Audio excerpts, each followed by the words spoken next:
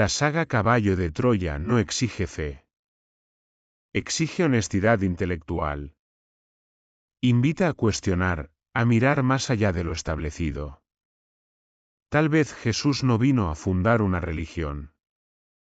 Tal vez vino a recordar algo olvidado, que el amor, la verdad y la conciencia son el verdadero camino. Y tal vez, solo tal vez, el auténtico caballo de Troya no fue una máquina del tiempo, sino un mensaje que aún hoy sigue intentando entrar en el corazón humano. Durante siglos, la historia de la humanidad ha sido contada por fragmentos. Versiones oficiales, textos sagrados, crónicas incompletas y silencios cuidadosamente preservados han dado forma a lo que creemos saber sobre nuestro pasado. Sin embargo, toda historia, por sólida que parezca, siempre deja preguntas abiertas. Y es precisamente en esas preguntas donde nace la saga Caballo de Troya. Esta obra, escrita por Juan José Benítez, no pretende imponer una verdad absoluta ni reemplazar creencias. Su propósito es más sutil y a la vez, más profundo, invitar al lector, y ahora al oyente, a contemplar una posibilidad distinta, una mirada alternativa sobre uno de los personajes más influyentes que ha conocido la humanidad, Jesús de Nazaret. Lo que aquí se narra no debe escucharse con prisa ni con prejuicio. Es un viaje. Un descenso al pasado y al mismo tiempo, una exploración del interior humano. Porque si algo deja claro esta saga es que no todos los viajes ocurren en el espacio o en el tiempo, algunos suceden en la conciencia. Hoy abrimos simbólicamente una puerta en el canal Mentes Despiertas. Tras ella no hay certezas cómodas, sino preguntas vivas. Y quizá, solo quizá, una comprensión más amplia de aquello que siempre ha estado frente a nosotros.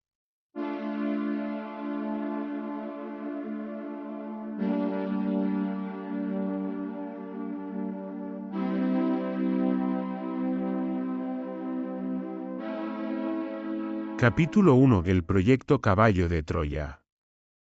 En lo más profundo de instalaciones militares ultrasecretas, enterradas bajo capas de silencio, protocolos y compartimentos estancos de información, lejos de la mirada pública y de cualquier control civil efectivo, nace un proyecto que desafía no solo los límites de la tecnología conocida, sino también la comprensión misma del tiempo. Su nombre en clave es Caballo de Troya, una denominación cuidadosamente elegida, no por azar, sino por su carga simbólica, algo que aparenta ser una simple herramienta científica, pero que en su interior encierra un contenido capaz de alterar de manera irreversible la percepción de la realidad. No se trata de un arma convencional, ni de un sistema de defensa estratégica, ni de una mejora en la capacidad ofensiva de una potencia militar. Tampoco busca superioridad geopolítica inmediata. Es algo mucho más audaz y al mismo tiempo, mucho más inquietante, un método para atravesar el tiempo, para romper la línea aparentemente inquebrantable que separa el presente del pasado. Un intento deliberado de observar la historia no como un relato escrito, sino como un acontecimiento vivo, respirable, tangible. Según los documentos que dan origen a esta historia, archivos que de existir, jamás habrían sido destinados al conocimiento público, la Fuerza Aérea de los Estados Unidos habría logrado desarrollar una tecnología experimental capaz de sortear las barreras temporales. No mediante magia ni misticismo, sino a través de complejos principios físicos, cálculos extremos y una ingeniería que combina lo mejor del conocimiento científico con teorías aún no aceptadas oficialmente. El objetivo no es modificar el pasado, pues incluso los propios científicos del proyecto comprenden el riesgo incalculable que ello supondría. La misión es clara y estricta: observar, registrar, documentar y comprender, sin intervenir. La historia, desde esta perspectiva, deja de ser una sucesión de fechas y nombres para convertirse en un territorio por explorar. Cada decisión, cada gesto humano, cada palabra pronunciada en el pasado adquiere un peso distinto cuando se contempla desde dentro.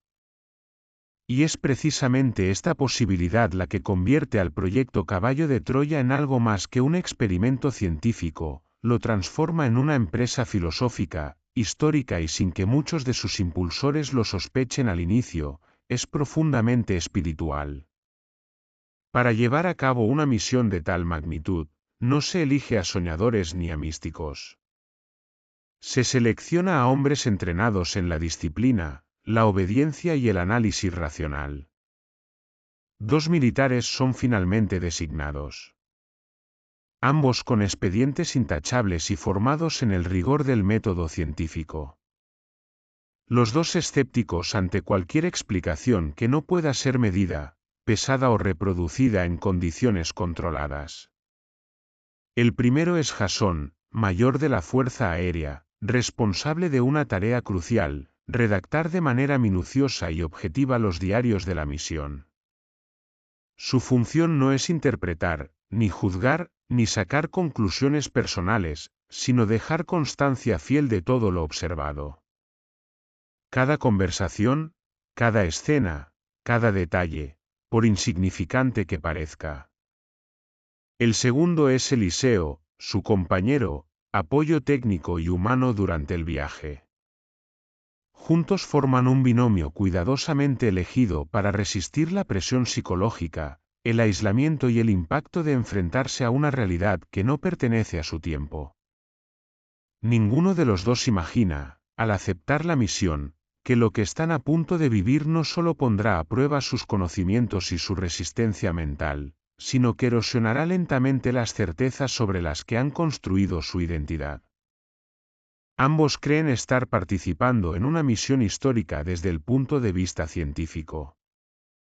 Ninguno sospecha que están a punto de iniciar un proceso de transformación interior que los acompañará para siempre.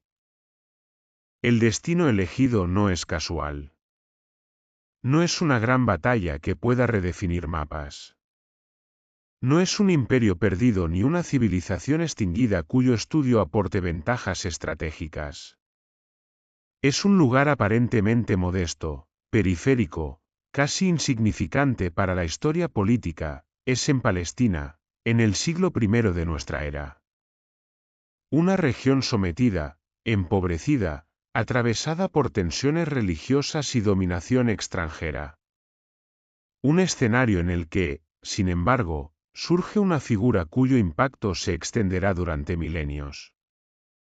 El objetivo final del proyecto es tan simple en su formulación como inmenso en sus implicaciones: presenciar la vida de Jesús de Nazaret. No desde la fe. No desde la devoción. No desde el rechazo. Sino desde la observación directa. Ver cómo hablaba. Cómo caminaba. Cómo se relacionaba con las personas. ¿Qué decía realmente cuando no había escribas tomando nota ni multitudes escuchando? Comprender, desde dentro, quién fue ese hombre cuya influencia ha modelado la conciencia de buena parte de la humanidad. Así comienza el proyecto Caballo de Troya. No como un acto de fe, sino como un experimento. No como una búsqueda espiritual, sino como una misión científica. Y sin embargo, desde este primer instante, el oyente atento puede intuir que hay viajes que, aunque se planifiquen con precisión militar, terminan conduciendo a lugares que nadie había previsto. Capítulo 2: El descenso al siglo I. El salto temporal no se parece en nada a las imágenes que la imaginación suele construir, no hay luces brillantes, ni túneles de energía, ni efectos cinematográficos que anuncien la llegada a un tiempo diferente. No es un espectáculo diseñado para impresionar la vista o deslumbrar los sentidos. Es, en cambio, un tránsito abrupto, violento y profundamente desconcertante, que sacude tanto el cuerpo como la mente. La sensación de gravedad se altera, el oído registra ruidos que no deberían existir, y la conciencia queda suspendida entre lo que fue, lo que es y lo que será. Al abrir los ojos, Jasón y Eliseo se encuentran en un mundo que ya no tiene nada que ver con la civilización que conocen. El siglo XX desaparece por completo, junto con sus ciudades, sus vehículos, sus máquinas y su incesante ruido mecánico. El primer golpe contra la realidad es sensorial. El aire es distinto, pesado y cálido, cargado con aromas de polvo, humo y madera quemada. El sol no brilla con el mismo resplandor predecible que en su tiempo, su luz parece penetrar con una intensidad nueva, casi agresiva. El suelo bajo sus pies es irregular, pedregoso, y cualquier paso es una lucha silenciosa contra la incomodidad. El polvo se deposita en la piel, entre el cabello y los pliegues de la ropa, recordándoles que están lejos de la seguridad de su mundo. Los sonidos que llegan a sus oídos son crudos, primitivos, el balido de ovejas, el murmullo del viento en las colinas, las voces humanas sin amplificación, sin ecos mecánicos. Es un ambiente rudo, áspero, donde la modernidad y la comodidad no tienen cabida. Palestina no se presenta como un escenario sagrado, iluminado por la historia o idealizado por la fe. Es una tierra ocupada, marcada por la desigualdad y la pobreza. Los romanos controlan la región con mano firme y vigilancia constante, la autoridad está por todas partes, silenciosa y amenazante. Las tensiones religiosas y políticas se perciben en cada gesto, en cada mirada esquiva, en la manera en que los campesinos se mueven por los caminos con cautela. La ciudad, las aldeas, los caminos y los mercados parecen pequeños organismos que respiran miedo, respeto y desconfianza. Jasón observa todo con la mirada del científico. Cada detalle es registrado, clasificado, mentalmente fotografiado. Analiza la estructura social, el comportamiento humano, la interacción entre opresores y oprimidos. Pero a medida que avanza por esos caminos polvorientos, algo comienza a quebrarse dentro de él. La historia ya no es un libro abierto ni una línea de fechas y hechos. Se ha convertido en un territorio vivo, palpitable y respirante. Las personas que encuentra no son meros personajes de un relato antiguo, son seres humanos, con hambre, miedo, dudas y sueños. Sus rostros, sus voces, sus movimientos, transmiten la urgencia de la supervivencia y la profundidad de la esperanza, y aquí no hay mitología. No hay símbolos inertes ni narraciones distantes que puedan interpretarse como metáforas. Hay hambre que aprieta el estómago, hay enfermedades que debilitan los cuerpos, hay miedo que se insinúa en cada gesto, en cada sombra. Y sin embargo, en medio de esta dureza, surge un fenómeno más difícil de describir, una expectación casi tangible, una vibración sutil que recorre el aire y que parece decir que algo extraordinario está por suceder. El viajero percibe que no todo se reduce a la lucha por sobrevivir.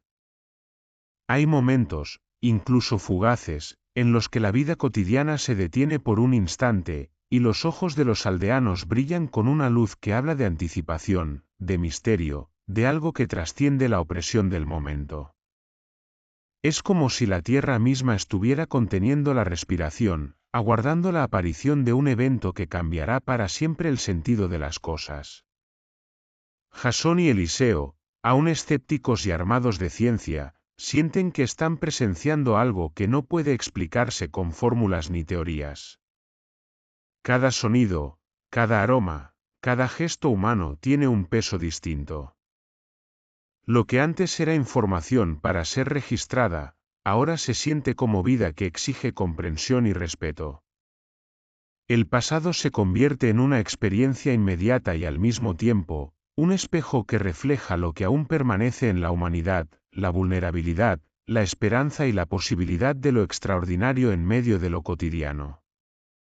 En ese momento, los viajeros comprenden algo fundamental: la historia que creían conocer no es una línea neutra de hechos. Es un tejido de vidas, emociones y decisiones, Y estar allí, caminando por esos caminos, los coloca no como observadores neutrales, sino como testigos de la realidad viva de un tiempo que ha sido narrado de manera incompleta. Y es en esa intersección entre la ciencia, la historia y la experiencia directa donde comienza a abrirse una nueva perspectiva, una comprensión que ninguno de los dos había anticipado. El pasado tiene voz, olor, color y sobre todo, un pulso que toca directamente el corazón.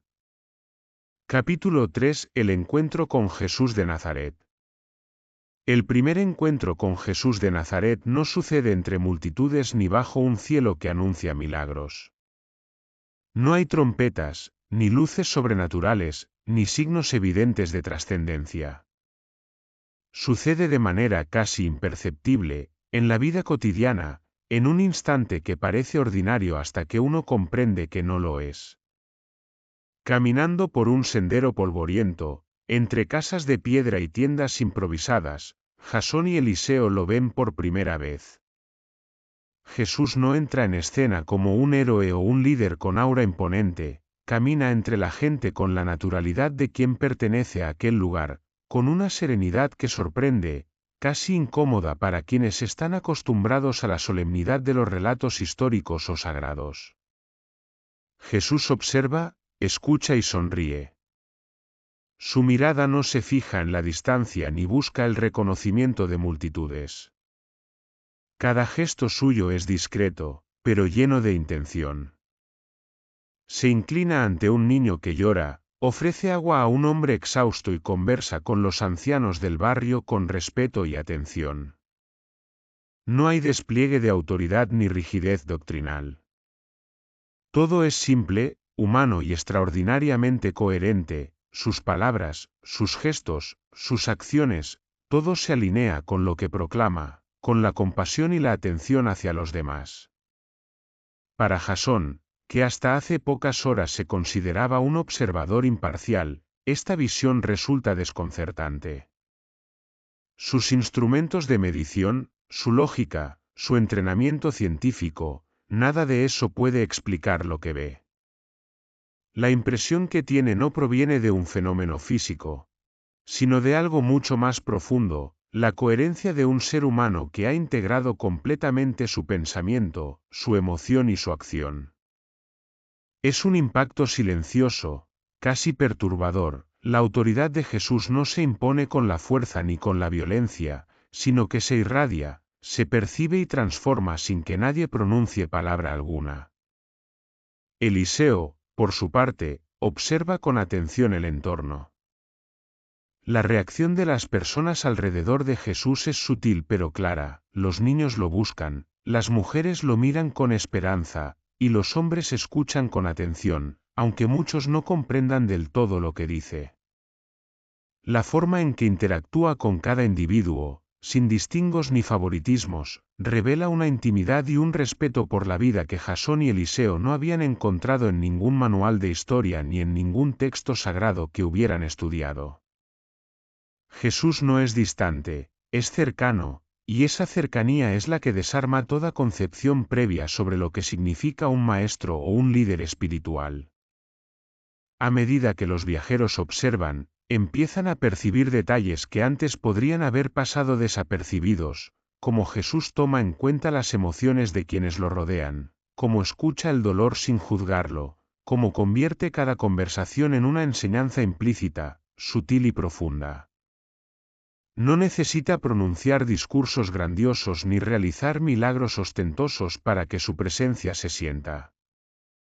Todo lo extraordinario radica en su normalidad, en la humanidad de su humanidad. El impacto emocional en Jasón es profundo. Su mente científica se enfrenta a un fenómeno que no puede medir ni explicar. Su escéptico escepticismo se agrieta lentamente. Se da cuenta de que la historia que había aprendido en los libros no transmite la esencia del hombre que ahora camina ante él.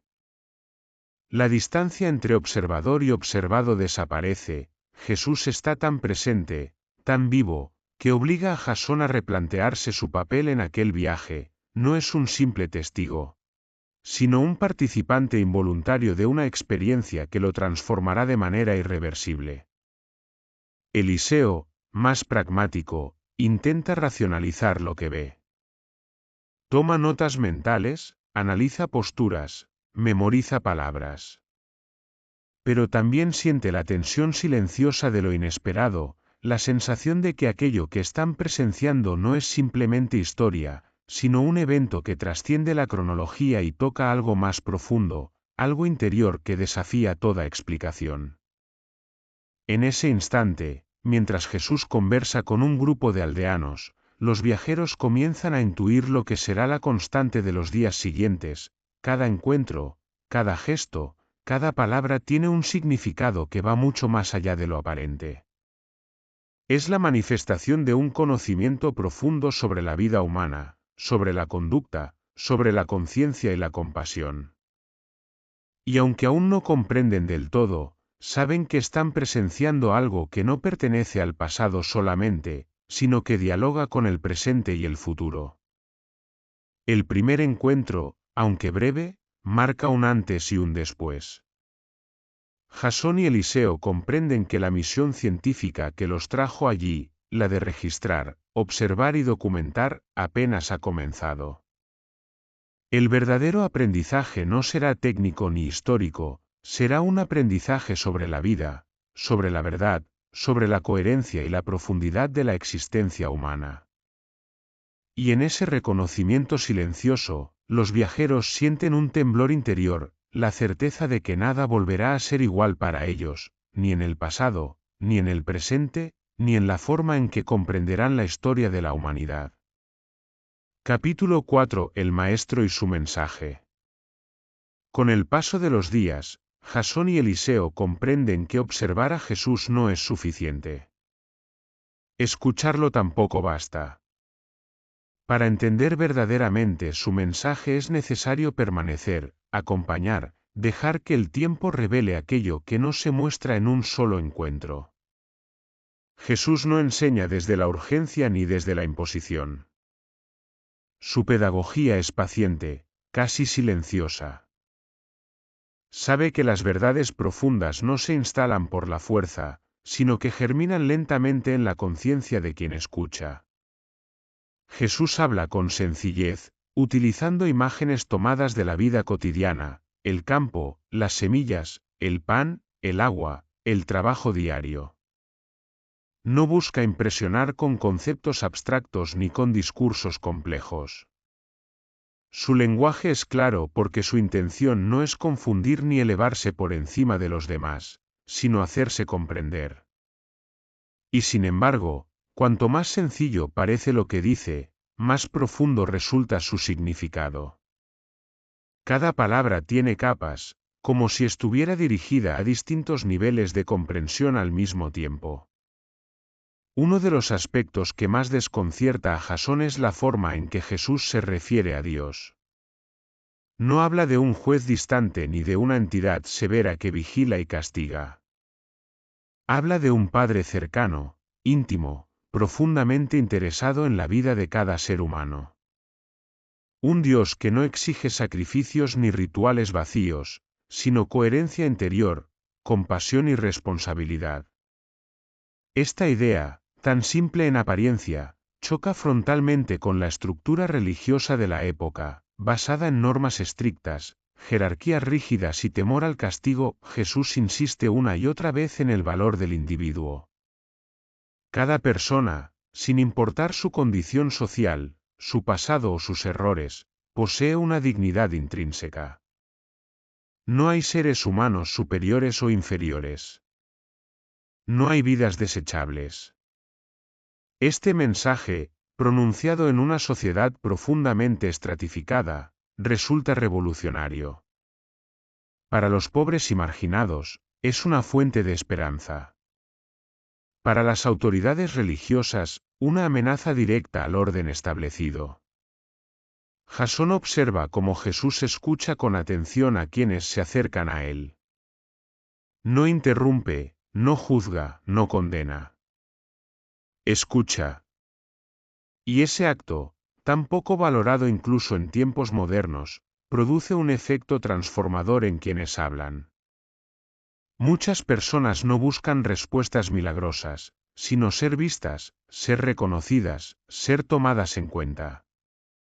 Jesús parece comprender esto de manera intuitiva, como si conociera los mecanismos más profundos del alma humana. Eliseo, más reservado, toma nota de las reacciones del entorno. Ve cómo las palabras de Jesús generan reacciones diversas, algunos se sienten liberados, otros confundidos, otros profundamente incómodos. No todos aceptan el mensaje con agrado. Algunos lo interpretan como una amenaza a sus creencias, otros como una herejía peligrosa. Jesús no intenta convencer a todos. Expone su mensaje y deja que cada cual decida qué hacer con él. No persigue seguidores, propone un camino. Las enseñanzas no se presentan como un conjunto de dogmas cerrados. Son invitaciones a la reflexión. El que tenga oídos para oír, que oiga, repite Jesús, dejando claro que la comprensión no depende solo de la escucha, sino de la disposición interior. Este enfoque desconcierta a Jasón, acostumbrado a sistemas de instrucción claros, jerárquicos y obligatorios. Aquí no hay exámenes ni castigos. Solo responsabilidad personal. Uno de los temas recurrentes en las enseñanzas de Jesús es el amor, pero no entendido como emoción pasajera o sentimiento romántico. Se trata de un amor consciente, activo, que se manifiesta en la manera de tratar al prójimo, de perdonar, de comprender. Jesús habla del amor como una fuerza transformadora capaz de romper ciclos de violencia, resentimiento y exclusión. No lo presenta como una utopía ingenua, sino como una opción exigente que requiere valentía y coherencia. Jasón comienza a percibir que el mensaje de Jesús no está dirigido a fundar una religión ni a establecer una nueva estructura de poder. No habla de templos, ni de jerarquías futuras, ni de rituales obligatorios. Su énfasis está en la transformación interior. El cambio verdadero, insiste, comienza en el corazón del individuo. Sin ese cambio, cualquier estructura externa carece de sentido. A medida que los días avanzan, los viajeros comprenden que el verdadero impacto del mensaje no está en las palabras aisladas, sino en la manera en que Jesús vive lo que enseña. No hay contradicción entre su discurso y sus acciones. No predica humildad desde la superioridad ni amor desde la distancia. Vive entre la gente, comparte su comida, acepta su hospitalidad y también su rechazo. Esta coherencia absoluta es quizás la enseñanza más poderosa de todas. Para Jasón, este descubrimiento resulta profundamente perturbador. La historia que había aprendido hablaba de doctrinas, concilios y textos sagrados. Pero aquí, frente a sus ojos, el mensaje es vida en acción, no teoría. Comienza a preguntarse en qué punto ese mensaje sencillo y transformador se convirtió en sistemas complejos, en normas rígidas y en divisiones. No obtiene respuestas inmediatas, pero la pregunta queda sembrada. El maestro continúa su camino sin prisa, sin ansiedad por el resultado. Sabe que no todos comprenderán, que no todos aceptarán, que muchos tergiversarán su mensaje. Y aún así, continúa. Enseña porque es coherente con lo que es. Y esa coherencia, invisible pero poderosa, es la que empieza a ejercer una influencia silenciosa sobre Jasón y Eliseo, mucho más profunda que cualquier argumento lógico o demostración empírica. En este punto del viaje, los viajeros comienzan a intuir que están presenciando algo que trasciende su misión original. El mensaje del Maestro no pertenece exclusivamente al siglo I. Tiene una cualidad atemporal, como si estuviera dirigido a cualquier ser humano dispuesto a escuchar, sin importar la época ni el contexto. Y en esa comprensión silenciosa, Jasón empieza a sospechar que el verdadero propósito del viaje no era solo observar el pasado, sino confrontar el presente con una verdad olvidada. Capítulo 5. Los discípulos y la fragilidad humana. Convivir con Jesús implica, inevitablemente, convivir también con quienes lo rodean. Poco a poco, Jasón y Eliseo comienzan a observar de cerca a los discípulos, aquellos hombres que la historia recordará como pilares de una fe naciente.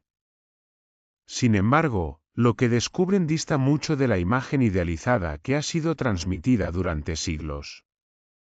Los discípulos no son figuras perfectas ni modelos acabados de virtud.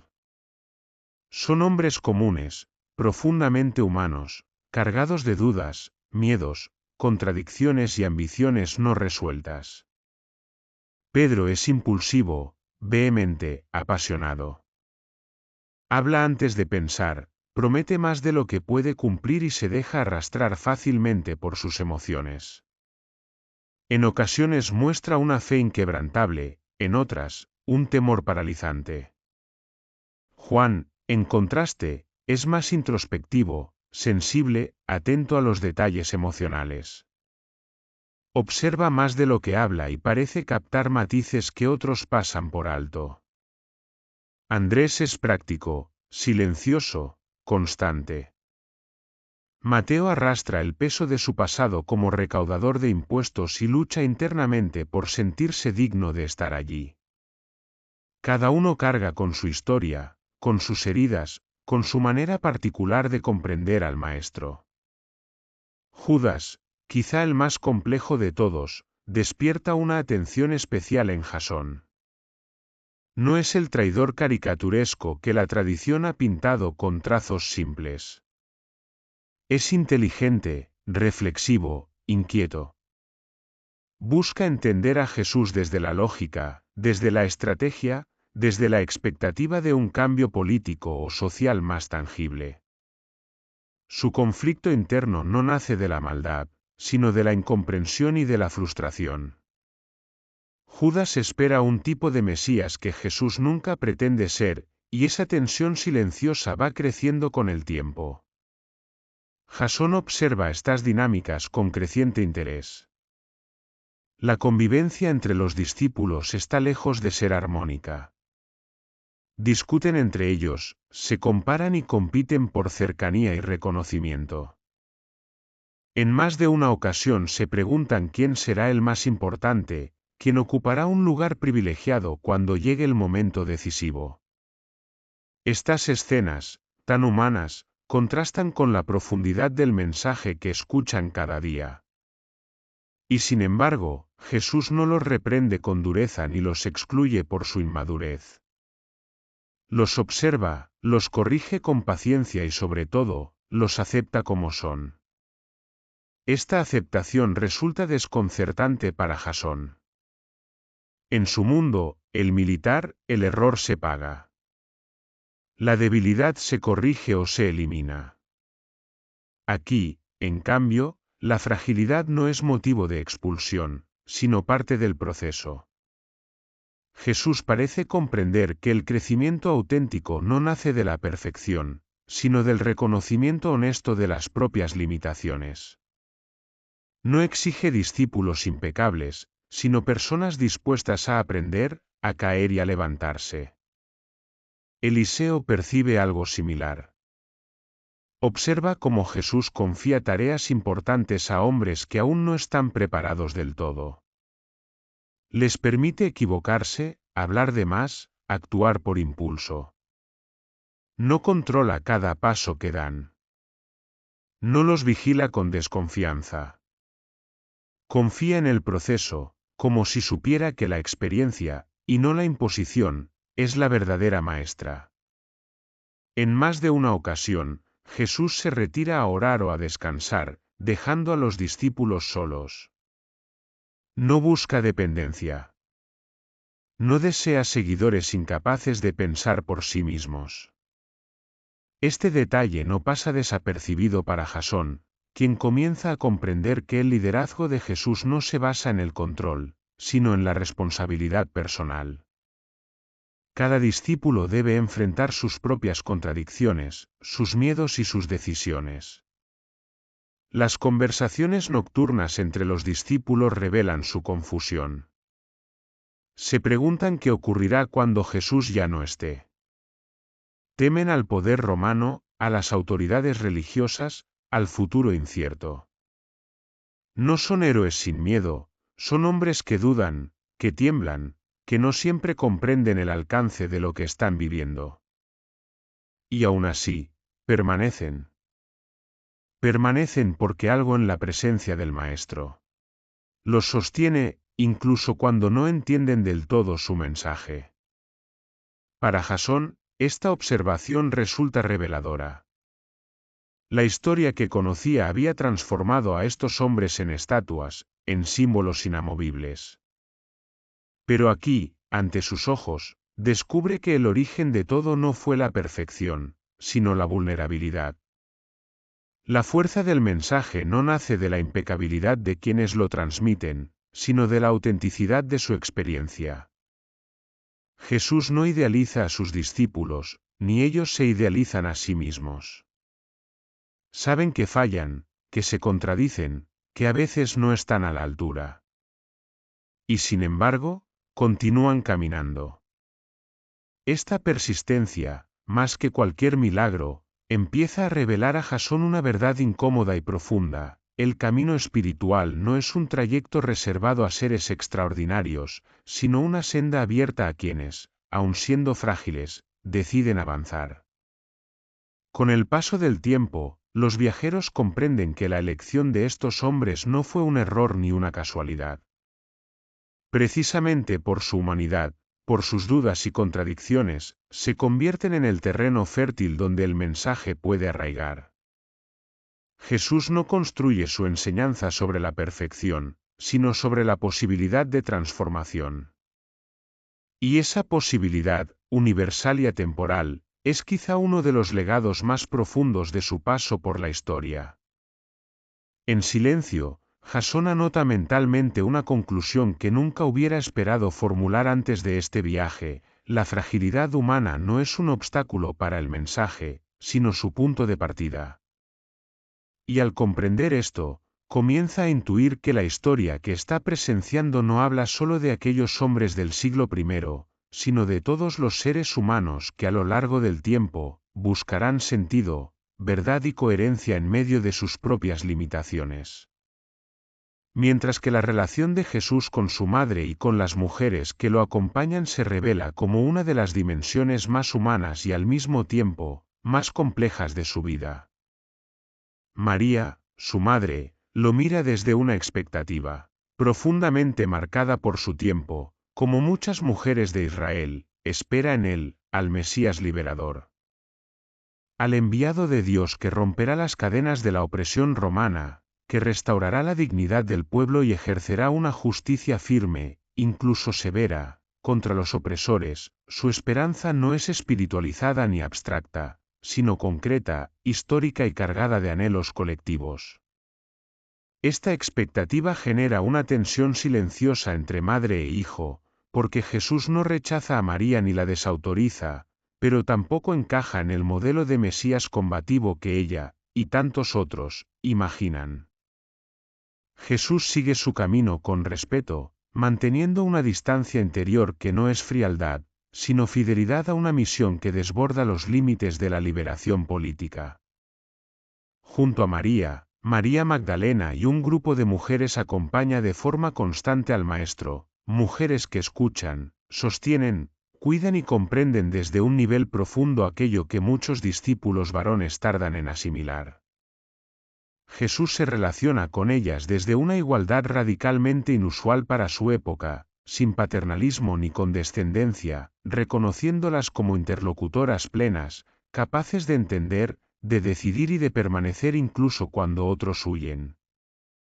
Mientras muchos esperan un Mesías que rompa dientes y se imponga por la fuerza, estas mujeres aprenden a reconocer en Jesús una autoridad distinta, basada en la coherencia, la compasión y la lucidez interior, convirtiéndose así en testigos silenciosos pero decisivos de una forma nueva de entender el poder, la fe y la liberación humana. Capítulo 6. Milagros, ciencia y conciencia. A medida que el tiempo transcurre y la convivencia con Jesús se vuelve cotidiana, Jasón y Eliseo comienzan a presenciar aquello que siglos después será denominado con una sola palabra cargada de misterio: milagros. Sin embargo, lo que observan dista mucho de la imagen espectacular y solemne que la tradición ha fijado en el imaginario colectivo. No hay gestos teatrales, ni proclamaciones altisonantes, ni intención de asombrar a las multitudes. Los acontecimientos extraordinarios surgen de manera natural, casi discreta, integrados en la vida diaria, como si formaran parte de un orden más amplio que la mayoría aún no es capaz de percibir. Jesús no actúa como un taumaturgo que busca reconocimiento. En muchos casos, incluso parece evitar la atención pública.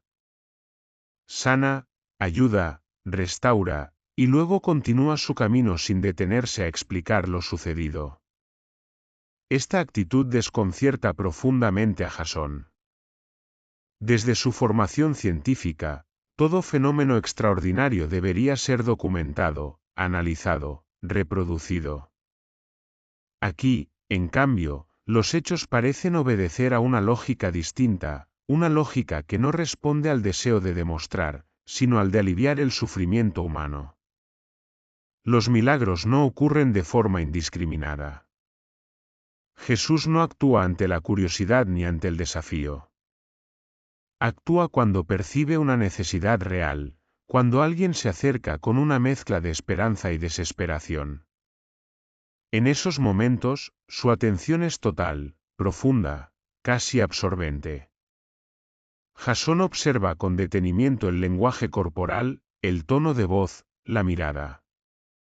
Percibe una concentración absoluta, como si Jesús estuviera alineando algo invisible, algo que no pertenece únicamente al cuerpo, sino también a la conciencia de la persona que tiene delante. Eliseo, más técnico, intenta identificar patrones. Nota que muchos de los sanados experimentan primero un cambio interno, una liberación del miedo, una confianza repentina, una calma profunda. Es como si el proceso no comenzara en el cuerpo, sino en un nivel más sutil, más difícil de medir. Esta observación inquieta a ambos viajeros, pues desafía directamente el paradigma médico y científico que conocen, basado en la separación estricta entre mente y cuerpo. Jasón comienza a preguntarse si el término milagro no es, en realidad, una etiqueta cómoda para encubrir la ignorancia humana. ¿Y si estos actos no fueran interrupciones de las leyes naturales, sino manifestaciones de leyes aún desconocidas? ¿Y si Jesús no estuviera violando el orden del universo, sino actuando en coherencia con un nivel de comprensión más profundo de ese orden? Estas preguntas no encuentran respuesta inmediata, pero abren una grieta irreversible en su forma de pensar. Jesús, en más de una ocasión, insiste en que la fe, entendida no como creencia ciega, sino como confianza, desempeña un papel esencial. Tu fe te ha sanado, dice con frecuencia. No atribuye el resultado a sí mismo como individuo, sino a un proceso compartido. Esta afirmación resulta especialmente perturbadora para Jasón, porque sugiere que el poder no reside exclusivamente en el maestro, sino que se activa en la interacción entre conciencia, intención y disposición interior. Algunos de los presentes interpretan estos actos como señales divinas incuestionables. Otros los consideran peligrosos, incluso blasfemos. Las autoridades religiosas observan con creciente inquietud, conscientes de que estos acontecimientos, más allá de su naturaleza, fortalecen la influencia de Jesús entre la gente común. No es solo lo que hace, sino lo que provoca, esperanza, cuestionamiento, una nueva forma de entender la relación entre el ser humano y lo sagrado. Jesús no utiliza los milagros para consolidar poder. No los convierte en prueba de autoridad. De hecho, en varias ocasiones pide discreción, incluso silencio. Esta actitud desconcierta aún más a Jasón, acostumbrado a un mundo donde el poder se afirma mediante demostraciones visibles y constantes. Aquí, en cambio, el verdadero énfasis parece estar en la transformación interior, no en el fenómeno externo. Con el paso de los días, los viajeros comienzan a comprender que los milagros son secundarios frente al mensaje. No son el centro, sino una consecuencia. El núcleo está en la conciencia, en la manera de percibir la vida, el dolor, la enfermedad y la relación con los demás. Jesús parece operar desde un estado de presencia absoluta, una atención tan profunda que altera la experiencia misma de quienes se acercan a Él. Y ese estado, más que cualquier acto puntual, es lo verdaderamente extraordinario. Jasón, enfrentado a esta realidad, experimenta una tensión interna creciente. Su mente busca explicaciones, categorías, teorías. Pero algo dentro de él comienza a aceptar que no todo lo real es inmediatamente medible, y que la ciencia, lejos de ser negada por lo que observa, quizá esté siendo invitada a expandirse. Por primera vez, contempla la posibilidad de que la conciencia no sea un subproducto del cerebro, sino un elemento fundamental de la realidad. Al reflexionar sobre lo que ha presenciado, Jasón anota una idea que lo acompaña en silencio: tal vez Jesús no vino a romper las leyes del universo, sino a revelarlas desde un nivel más profundo.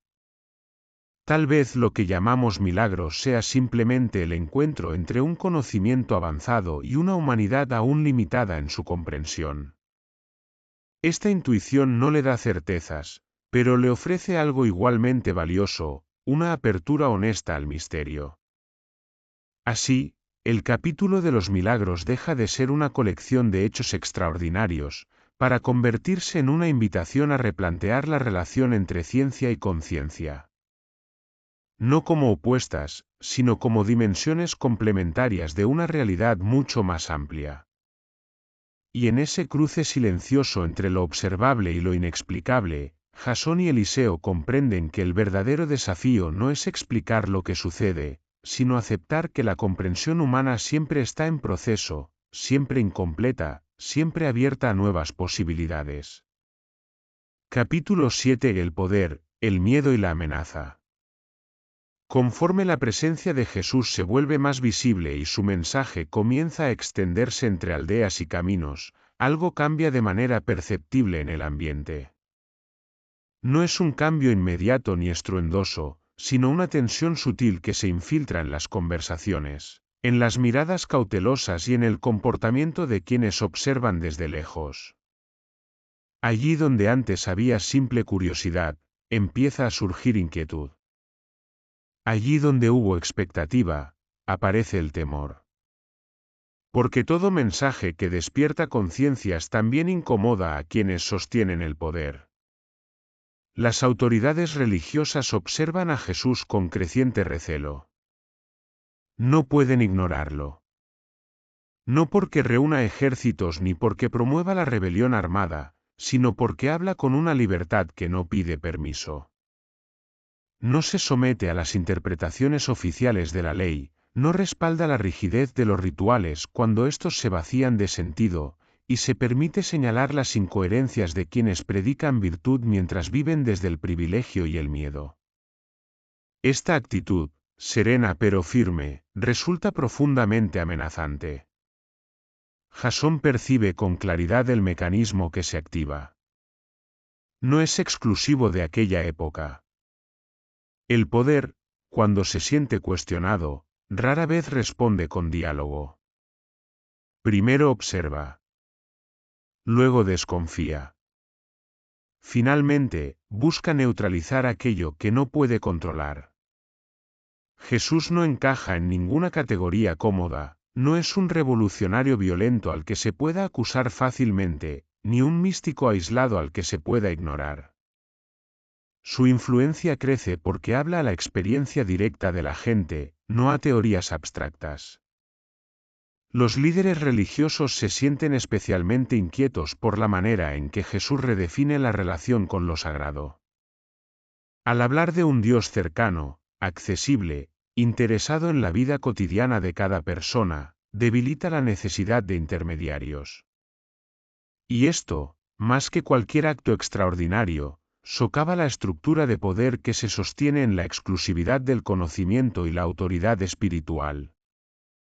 Un pueblo que se siente directamente vinculado con lo divino deja de ser fácilmente manipulable. Los romanos, por su parte, observan desde otra perspectiva. Para ellos, cualquier figura que reúna multitudes es potencialmente peligrosa. Aunque Jesús no predique contra el imperio ni convoque a la insurrección, su capacidad de movilizar a la gente despierta sospechas. El orden debe mantenerse, y cualquier alteración, incluso pacífica, es vista como una amenaza al equilibrio frágil de la dominación. El miedo romano no es teológico, es político. Jesús parece plenamente consciente de esta tensión creciente. Sin embargo, no modifica su mensaje ni suaviza su discurso para evitar el conflicto. Tampoco lo intensifica deliberadamente. Continúa hablando con la misma claridad, con la misma coherencia, aceptando las consecuencias de su forma de vivir. No huye del peligro, pero tampoco lo busca. Su actitud no es de desafío, sino de fidelidad a lo que considera verdadero. Jasón observa con atención cómo esta presión comienza a afectar al círculo cercano de Jesús. Los discípulos perciben el peligro y reaccionan de maneras distintas. Algunos sienten miedo y sugieren prudencia, otros se indignan ante la injusticia y desean una respuesta más contundente. Jesús escucha a todos, pero no se deja arrastrar por el temor ni por la ira. Les recuerda, una y otra vez, que su camino no pasa por el enfrentamiento violento, sino por la coherencia y la verdad. El conflicto se hace cada vez más evidente en pequeños gestos, miradas de desaprobación en las sinagogas, preguntas cargadas de intención, intentos de poner a Jesús a prueba con trampas verbales. Cada encuentro con los líderes religiosos se convierte en un terreno minado, donde una palabra mal interpretada podría justificar una acusación grave. Jesús responde sin evasivas, pero también sin agresión. Su firmeza es tranquila, y precisamente por eso resulta tan difícil de desactivar. Para Jasón, este capítulo de la experiencia resulta especialmente revelador. Reconoce patrones que ha visto repetirse en distintas épocas y culturas.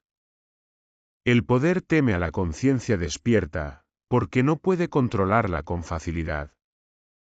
Las estructuras se sostienen mientras las personas aceptan las reglas sin cuestionarlas.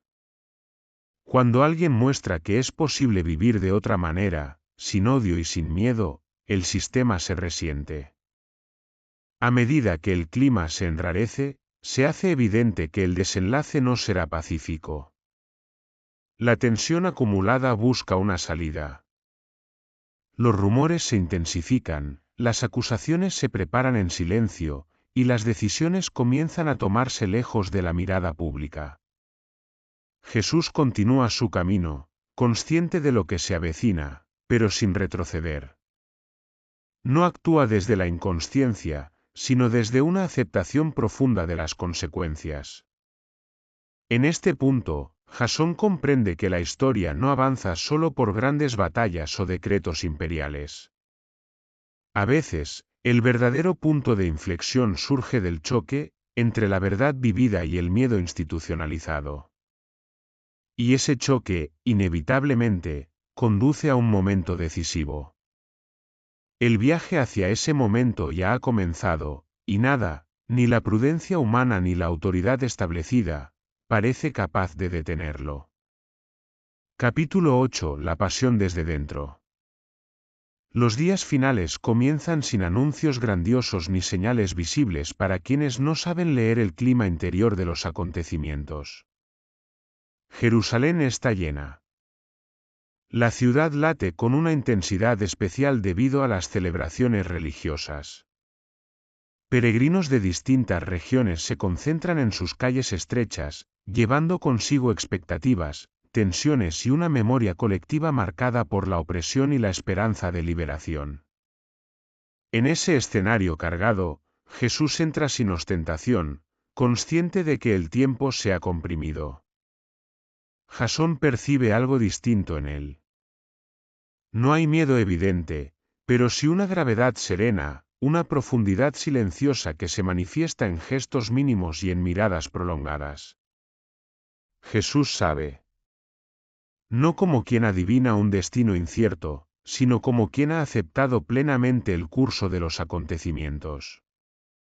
Esta aceptación no es resignación pasiva, es lucidez. Una lucidez que, lejos de anestesiar el dolor, lo hace más consciente. La última cena no es un ritual solemne desde el inicio. Comienza como un encuentro íntimo, casi cotidiano. Sin embargo, cada palabra, cada gesto, está cargado de significado. El maestro habla de servicio, no de poder. Habla de entrega, no de victoria. Lava los pies de sus discípulos, invirtiendo el orden simbólico que rige la mayoría de las relaciones humanas. Para el americano, este gesto es profundamente revelador. El liderazgo que Jesús encarna no se afirma desde la superioridad, sino desde la humildad consciente. A medida que la noche avanza, el ambiente se densifica. Jesús anuncia la traición sin acusaciones directas, sin dramatismo. No señala con el dedo, no expone públicamente.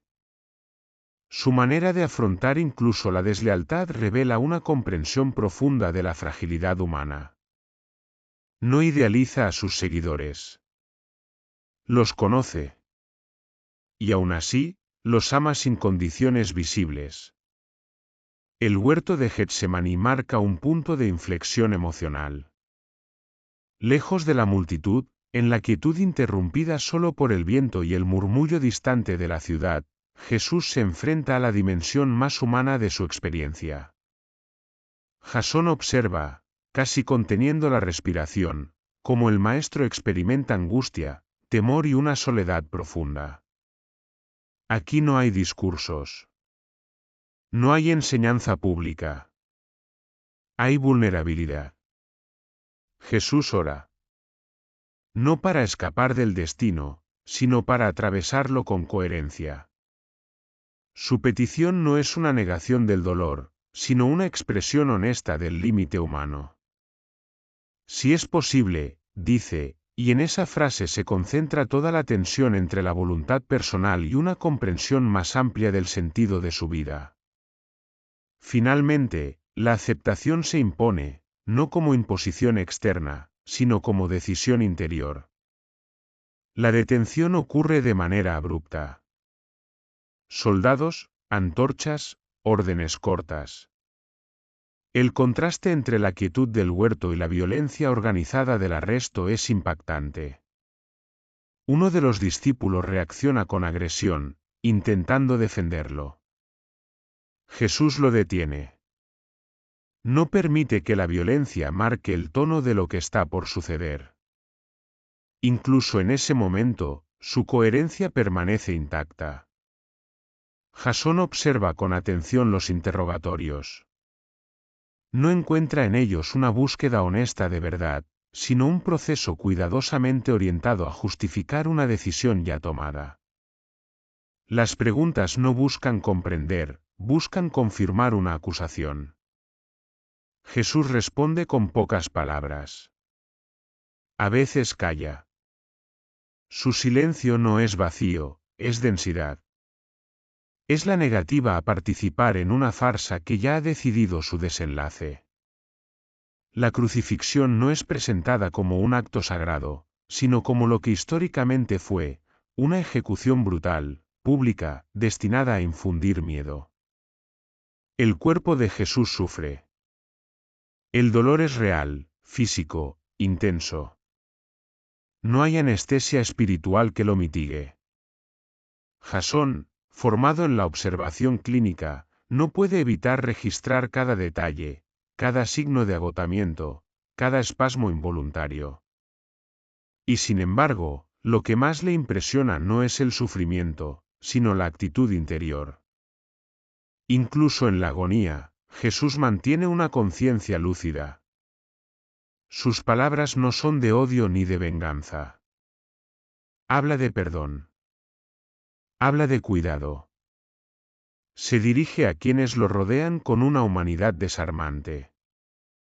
No maldice a sus verdugos. No se victimiza. Acepta el dolor sin glorificarlo. Esta actitud descoloca por completo al americano, acostumbrado a interpretar el sufrimiento como algo que debe ser evitado o eliminado a toda costa. La muerte llega en silencio. No hay triunfo visible. No hay intervención externa. El cuerpo queda inerte, expuesto, como el de tantos otros ajusticiados por el poder. Para los observadores comunes, todo ha terminado. Para Jasón, en cambio, algo apenas comienza a desplegarse. Percibe que el verdadero impacto de lo vivido no reside en el hecho histórico en sí, sino en la manera en que fue atravesado. Al caer la noche, una sensación de vacío se instala entre los seguidores.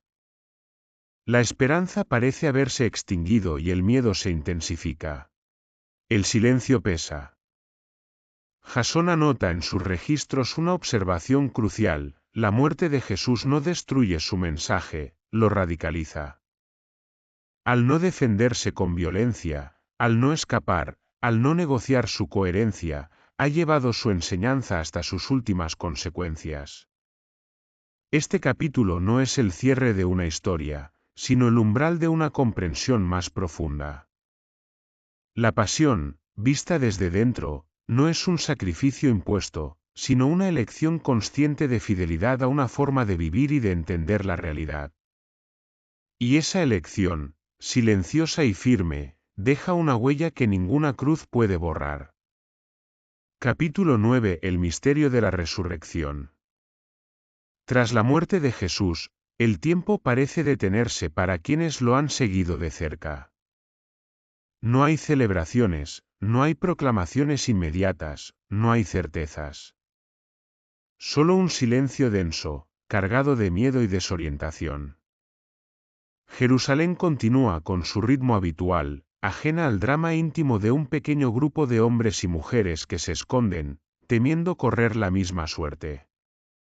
Para ellos, todo parece haber terminado de la forma más abrupta y dolorosa posible. Jasón observa este periodo con especial atención, porque es aquí donde la historia suele llenarse de interpretaciones, dogmas y afirmaciones categóricas. Sin embargo, lo que presencia en primera instancia no es fe triunfante, sino confusión. Los discípulos no esperan una resurrección inmediata. No celebran en secreto. Lloran, dudan, se reprochan decisiones pasadas y tratan de comprender en qué punto todo se desvió de lo que habían imaginado. El entierro se realiza con premura, condicionado por las normas religiosas y el avance del tiempo. El cuerpo es tratado con respeto, pero sin solemnidad excesiva. No hay indicios de que nadie espere un desenlace distinto al definitivo. Para Jasón, este detalle es crucial, desmonta la idea de una expectativa previa que pudiera explicar lo que vendrá después como autosugestión colectiva. Y los primeros rumores surgen de manera fragmentaria. No aparecen como una proclamación organizada, sino como testimonios aislados, inseguros, incluso temerosos. Algunas mujeres hablan de una tumba vacía. Otros mencionan encuentros difíciles de describir, breves, desconcertantes. No hay unanimidad inmediata. No hay un relato cerrado y cada testimonio aporta piezas sueltas de un fenómeno que nadie logra comprender del todo. Jasón registra con cuidado las reacciones emocionales. Lejos de la euforia, Predominan el asombro y el desconcierto. Incluso cuando algunos afirman haber visto a Jesús vivo, no lo hacen con la seguridad de quien defiende una doctrina, sino con la fragilidad de quien intenta poner en palabras algo que desafía su marco mental. Dudaron antes de creer y cuestionaron. Tuvieron miedo de estar equivocados. Los encuentros, cuando se producen, no responden a un patrón físico convencional. Jesús no aparece como antes. Su presencia es reconocible y al mismo tiempo, distinta. Habla poco. No se queda largo tiempo. No se impone. En ocasiones, no es reconocido de inmediato. Este detalle resulta especialmente significativo para Jasón, porque sugiere que no se trata simplemente de un regreso biológico a la vida tal como se la conoce. Jesús no vuelve para corregir, reprochar o vengarse. No busca a las autoridades. No se presenta ante los poderosos. Se manifiesta ante quienes están preparados para escuchar, no con los oídos, sino con una disposición interior profunda. Su mensaje no es de victoria sobre la muerte, sino de continuidad del sentido. Les recuerda lo esencial, el amor vivido, la coherencia mantenida, la confianza en una realidad más amplia que la visible. Jasón comienza a considerar que el término resurrección puede ser insuficiente si se lo reduce a una explicación literal y cerrada.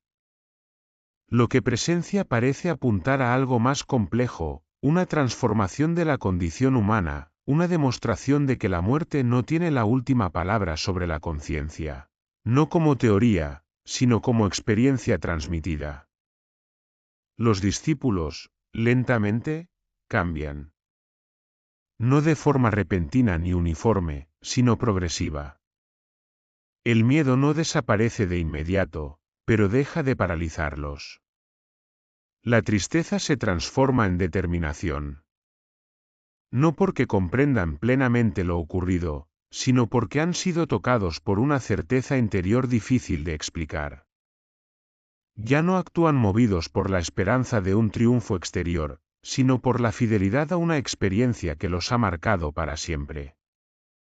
Para Jasón, este proceso resulta más convincente que cualquier prodigio. Personas comunes, sin poder ni recursos, comienzan a vivir de manera distinta, asumiendo riesgos reales, sin obtener beneficios visibles. No defienden una idea abstracta, sino una vivencia que ha reconfigurado su forma de entender la vida y la muerte. Esta transformación interna es, para su mente analítica, uno de los indicios más sólidos de que algo auténtico ha ocurrido. La resurrección, vista desde esta perspectiva, no se presenta como una negación de la muerte, sino como su trascendencia. No elimina el sufrimiento pasado, no borra la cruz, no convierte el dolor en ilusión. Lo integra en un marco más amplio, donde la vida no queda reducida a lo biológico ni la conciencia limitada al tiempo lineal. Jasón anota una reflexión que considera central: si Jesús hubiera evitado la muerte, su mensaje habría quedado incompleto. Al atravesarla y manifestarse más allá de ella, lo lleva a un nivel que desborda toda expectativa humana. No ofrece una promesa de inmortalidad fácil, sino una invitación a vivir de tal manera que incluso la muerte pierda su carácter absoluto. Este capítulo no cierra el misterio, lo abre. La resurrección no se impone como dogma, se presenta como experiencia. No exige creencia ciega, provoca interrogantes profundos. Y en ese espacio de preguntas, más que de respuestas definitivas, es donde la esencia del mensaje de Jesús parece encontrar su lugar más auténtico. Capítulo 10: El regreso y la revelación final. El regreso no se produce de inmediato. Tras los acontecimientos que rodean la resurrección, Jasón y Eliseo permanecen un tiempo más en silencio, observando desde la distancia cómo el pequeño grupo de seguidores comienza a reorganizarse. Ya no actúan movidos por la urgencia ni por el entusiasmo ingenuo. Hay en ellos una serenidad nueva, una determinación que no necesita proclamarse. Comprenden que su camino será largo, difícil y en muchos casos, incomprendido. Pero avanzan con una convicción que no proviene de promesas externas, sino de una experiencia interior que los ha transformado. Para los viajeros del tiempo, este periodo resulta especialmente revelador. El proyecto Caballo de Troya había sido concebido para observar hechos históricos concretos, no para analizar procesos internos de transformación humana. Sin embargo, lo que ahora presencian no es un evento aislado, sino el inicio de una onda expansiva silenciosa.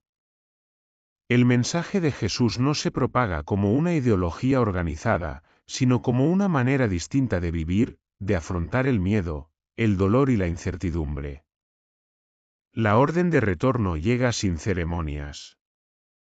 Es clara, precisa, técnica. El tiempo asignado ha concluido y no hay margen para despedidas ni para reflexiones prolongadas. El protocolo se activa con la misma frialdad con la que comenzó el proyecto. Y sin embargo, Jasón experimenta una resistencia interna inesperada. No porque desee quedarse en el pasado, sino porque sabe que el regreso implicará algo más complejo que un simple desplazamiento temporal, implicará volver a un mundo que ya no podrá ver con los mismos ojos. El tránsito de regreso es tan desconcertante como el descenso inicial y el cuerpo reacciona con violencia. La mente lucha por reorganizar recuerdos, sensaciones, imágenes que no encajan fácilmente en la lógica del presente. Cuando finalmente despiertan, el entorno es familiar y extraño al mismo tiempo. Las instalaciones militares, la tecnología, el orden aséptico, todo parece intacto. Y sin embargo, algo esencial ha cambiado. Los interrogatorios comienzan casi de inmediato. Científicos, oficiales, analistas. Preguntas precisas, formularios, protocolos de seguridad. Se espera de Jasón un informe detallado, objetivo, libre de interpretaciones personales.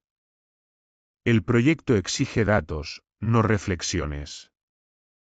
Hechos, no experiencias subjetivas. Pero Jasón descubre pronto que lo vivido no puede reducirse a cifras ni a descripciones técnicas. Relata los acontecimientos con rigor, fechas, lugares, observaciones verificables.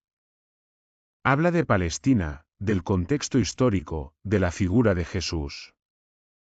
Describe su comportamiento, sus palabras, sus actos.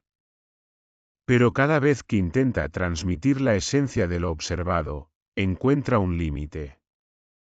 No por falta de palabras, sino porque lo esencial no pertenece al ámbito de lo medible. Lo que más importa no es lo que Jesús hizo, sino desde dónde lo hizo. Algunos de los responsables del proyecto escuchan con interés. Otros con escepticismo. Hay quienes perciben el potencial histórico de la información recopilada. Y hay quienes se inquietan. Porque los informes de Jasón no solo cuestionan interpretaciones religiosas tradicionales, también interpelan la visión materialista estricta sobre la conciencia y la naturaleza humana. El proyecto, concebido como una hazaña tecnológica, ha abierto una grieta filosófica que nadie había previsto. Poco a poco, Jasón comprende que la verdadera revelación no está destinada a las altas esferas del poder. El proyecto Caballo de Troya, tal como fue concebido, no puede asumir las consecuencias profundas de lo que ha descubierto. La información resulta demasiado incómoda. No porque contradiga dogmas religiosos, sino porque desafía la manera en que el ser humano se comprende a sí mismo. Es en este punto donde Jasón toma una decisión crucial. Comprende que su responsabilidad no es solo como militar ni como científico, sino como testigo. No se considera elegido ni especial. Simplemente sabe que ha visto algo que no debe perderse en archivos clasificados ni en informes que nadie leerá con apertura real. La verdad, tal como la ha experimentado, no puede imponerse, pero sí puede compartirse. El viajero en el tiempo comienza entonces a escribir. No como un informe oficial, sino como un relato honesto, detallado y humano. No pretende convencer ni demostrar. Relata lo que vio, lo que escuchó, lo que comprendió y sobre todo, lo que no logró comprender del todo. Su tono no es dogmático, es reflexivo. No ofrece respuestas cerradas, plantea preguntas profundas. Entiende que la esencia del mensaje de Jesús no se transmite mediante imposiciones, sino mediante la invitación a mirar la realidad desde otro nivel de conciencia. En sus escritos, Jesús no aparece como una figura mítica ni como un líder político frustrado. Aparece como un ser humano extraordinariamente lúcido, profundamente compasivo, radicalmente coherente. Alguien que no vino a fundar una religión, sino a recordar una forma de vivir basada en la conciencia, la responsabilidad y el amor activo. Esta visión no busca reemplazar creencias, sino iluminar experiencias. Con el paso del tiempo, Jasón es consciente de que su vida ya no puede volver a ser la misma. El proyecto ha terminado, pero el verdadero viaje apenas comienza. Vive con una atención distinta, con una sensibilidad más profunda hacia el sufrimiento ajeno, con una comprensión más amplia del miedo y del poder. No se convierte en predicador ni en reformador. Simplemente encarna, en la medida de lo posible, aquello que ha comprendido. La revelación final no es un secreto tecnológico ni una prueba irrefutable. Es una constatación silenciosa. La historia de Jesús no pertenece al pasado, sino a cada presente en el que alguien decide vivir con conciencia y coherencia. El tiempo pasa. Los años transcurren en silencio, como suele hacerlo todo aquello que ha sido deliberadamente ocultado. Jasón continúa con su vida exteriormente normal, cumpliendo funciones, respetando protocolos y manteniendo una discreción que no le resulta fácil, pero que comprende como necesaria. Los manuscritos existen y están completos, detallados y protegidos. No han sido destruidos, pero tampoco divulgados. Permanecen a la espera, como si aguardaran el momento adecuado y a la persona correcta. Jasón sabe que no puede entregarlos a cualquiera. No busca fama, ni reconocimiento, ni protagonismo. Busca a alguien capaz de leer sin fanatismo, de narrar sin manipular, de exponer sin imponer. Alguien con suficiente rigor intelectual, pero también con la valentía necesaria para caminar por territorios incómodos, donde la ciencia, la historia y lo espiritual se entrecruzan sin garantías. Ese momento llega de forma inesperada. Una tarde, casi por azar, cae en las manos de Jasón un trabajo de investigación sobre la sábana santa de Turín. No se trata de un texto superficial ni sensacionalista. Al contrario. Es un análisis profundo, documentado, incómodo para muchas posturas oficiales. Su autor es un periodista español, J. J. Benítez. A medida que avanza en la lectura, el americano experimenta una sensación difícil de describir. No es entusiasmo, es reconocimiento. Percibe en ese trabajo algo que ha aprendido a identificar tras su experiencia en el siglo I, honestidad intelectual. Benítez no afirma más de lo que puede sostener. No ridiculiza el misterio, pero tampoco lo convierte en dogma. Se mueve en ese delicado equilibrio entre la razón y la apertura, entre el dato verificable y la pregunta legítima. Y sobre todo, demuestra una cualidad poco común: no tiene miedo de incomodar. Jasón comprende entonces que no se trata solo de lo que Benítez investiga, sino de cómo lo hace. Hay respeto por los hechos, pero también por el lector. No busca decirle qué pensar, sino invitarlo a reflexionar. Ese enfoque coincide plenamente con la intención que Jasón ha mantenido desde el inicio, relatar lo vivido sin imponer conclusiones, dejando que cada conciencia haga su propio recorrido. La decisión no es inmediata. Jasón reflexiona durante meses. Relee los manuscritos. Vuelve mentalmente a Palestina, a los caminos polvorientos, a la mirada de Jesús, a la coherencia radical que presenció. Se pregunta si el mundo está preparado. Luego comprende que esa no es la pregunta correcta. El mundo nunca está preparado, pero siempre hay individuos que sí lo están. El encuentro se produce de manera discreta, casi anónima. No hay dramatismo ni solemnidad excesiva. Jasón no se presenta como protagonista de una revelación, sino como custodio de un testimonio. Explica lo necesario, sin entrar en detalles técnicos imposibles de verificar. Entrega los manuscritos con una advertencia clara. No es una verdad absoluta. Es lo que yo vi. Nada más, y nada menos. Benítez escucha y no interrumpe. No se burla. No idealiza. Lee. Pregunta con precisión y duda donde es necesario. Comprende que aquello que tiene entre manos no es un documento destinado a cerrar debates, sino a abrirlos. Y acepta la responsabilidad que eso implica. No promete publicar. No promete convencer. Solo promete ser fiel al relato. Para Jasón, ese gesto es suficiente. Sabe que a partir de ese momento, la historia seguirá su propio curso. Ya no le pertenece. Los manuscritos han encontrado un lector capaz de transformarlos en narración sin traicionar su esencia. No para crear una nueva doctrina, sino para recordar una experiencia.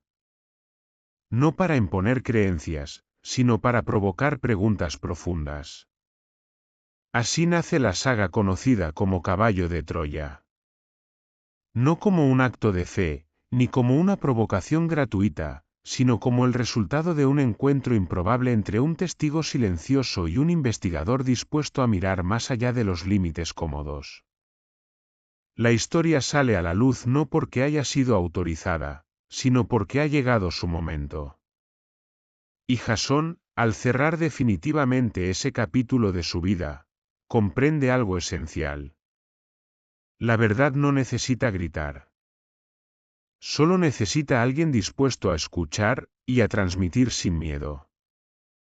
Con ese acto silencioso de entrega, el viaje iniciado en instalaciones ultrasecretas encuentra su última etapa. No en el pasado ni en el futuro, sino en la conciencia de cada lector y oyente que al escuchar esta historia, se atreva a mirar la figura de Jesús, y la suya propia, desde una profundidad nueva. El proyecto Caballo de Troya, concebido como una incursión científica, termina revelando algo mucho más profundo, que el mayor viaje en el tiempo no es hacia atrás, sino hacia el interior del ser humano. Así concluye esta saga. No con certezas absolutas, sino con una invitación abierta. No con un final cerrado, sino con una pregunta que resuena más allá de los siglos. ¿Qué haría el ser humano si comprendiera, de verdad, la esencia de lo que Jesús vivió y enseñó? Y esa pregunta, silenciosa y persistente, queda ahora en manos de quien escucha esta historia. A lo largo de este audiolibro hemos acompañado a Jasón, no solo en un viaje en el tiempo, sino en un viaje interior. Hemos visto cómo la historia deja de ser un conjunto de fechas para convertirse en carne, polvo, sufrimiento y esperanza. Hemos observado a un Jesús profundamente humano, libre de adornos míticos innecesarios, cuya verdadera fuerza no reside en la violencia ni en el milagro espectacular, sino en una lucidez capaz de transformar conciencias sin imponerlas. Un Jesús que no vino a fundar una religión, sino a recordar una manera de vivir. Si algo nos deja esta obra es una pregunta silenciosa, persistente, imposible de ignorar. ¿Qué cambia en nosotros cuando dejamos de buscar salvadores externos y comenzamos a asumir nuestra propia responsabilidad interior? Esa pregunta no exige respuesta inmediata. Solo pide honestidad.